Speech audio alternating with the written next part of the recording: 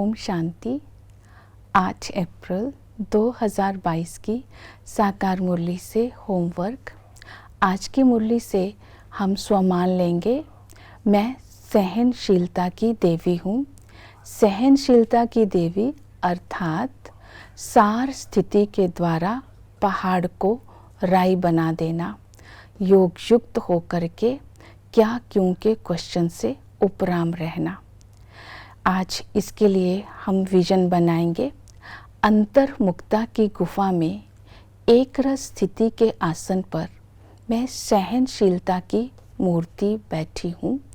बाबा के साथ योग लगाकर सर्व शक्तियों को अपने अंदर समाकर सर्व खजानों से भरपूर चेहरे पर संतुष्टता की झलक, हाथ में ड्रामा की स्मृति की ढाल और ज्ञान की तलवार, और अपने शक्तिशाली स्वरूप के द्वारा आसुरी वृत्ति या आसुरी संस्कारों वाली आत्माओं को ज्ञान की शक्ति देकर और योग का बल देकर शीतलता की अंजलि दे रही हूँ।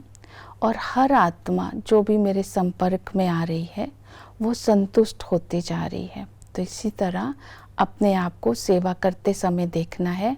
कोई भी बात विस्तार की हो उसको 1 सेकंड में फुल स्टॉप लगाकर सार की स्थिति के द्वारा उसको पहाड़ से राई बना देंगे। आज की मुरली से धारणा का पॉइंट लेंगे। बाबा ने कहा, राजाई के लायक बनना है तो तुम्हें पूरा बलि चढ़ना है, अर्थात संपूर्ण निर्विकारी बनना है।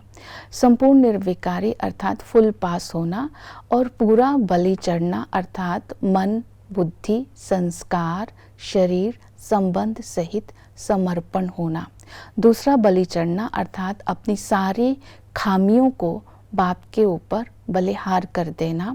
इसके लिए बाबा ने कहा, अपनी चेकिंग करो, क्या मैं इस लायक हूँ, लक्ष्मी नारायण बनने के लायक हूँ, कोड़ी से हीरे तुल्य बनने लायक हूँ। तो बलि चढ़ने के लिए आज अपने अंदर देखना है, काम, क्रोध, लोभ, मोह, अहंकार, ये जो विकार है इनके वश में होकर किसी देहधारी के पीछे लटकता तो नहीं हूँ। तो इससे मुक्त होने के लिए, खामियों से मुक्त होने के लिए अपने अंदर आत्म अभिमानी की स्थिति का अभ्यास करते रहेंगे।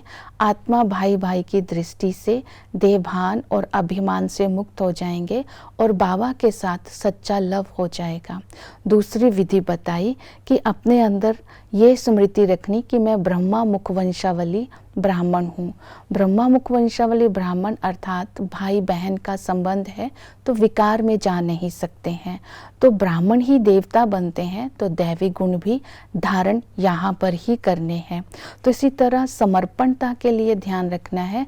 घर गृहस्थ में रहते हुए सब कुछ बाबा के अर्थ है, तो बाबा का समझ करके ट्रस्टी बन करके यूज़ करेंगे। और याद में जितना रहेंगे, विचार सागर मंथन करेंगे, उतना ही हम पापों से मुक्त होते जाएंगे और आत्मा शुद्ध बनती जाएगी।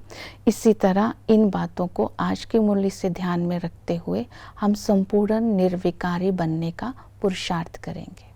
ओम शांति।